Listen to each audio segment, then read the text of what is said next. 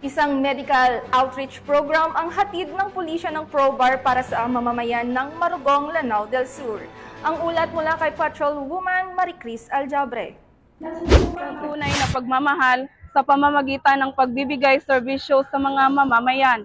Kaya naman, ang mga personahe ng ProBAR ay nagsagawa ng medical outreach program sa MILF community dito sa Barangay Proper Marugong, Lanao del Sur. Dito lamang ika-16 ng Abril taong kasalukuyan. Sa pagtutulungan ng mga kapulisan ng ProBAR sa inisyatiba ni Police Brigadier General Romeo Juan Macapaz, Regional Director ng ProBAR, ay matagumpay na naihatid ang mga libreng tulong pang medical sa residente ng naturang lugar.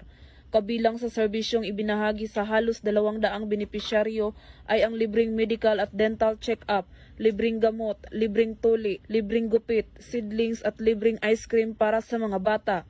Labis namang ikinatuwa ng mga residente ang programang hatid ng ating mga kapulisan. Maraming salamat po sa mga kapulisan sa ETS program. Nagkatsikap ako ng libre.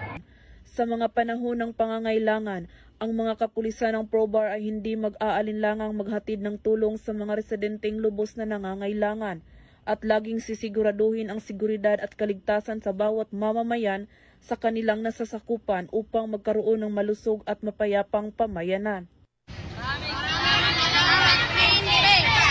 Mula rito sa Barangay Proper Marugong, Lanao del Sur, ako ang inyong Police News Network Correspondent, Patrolwoman Maricris Aljabre, alagad ng batas, tagataguyod ng balitang pulis.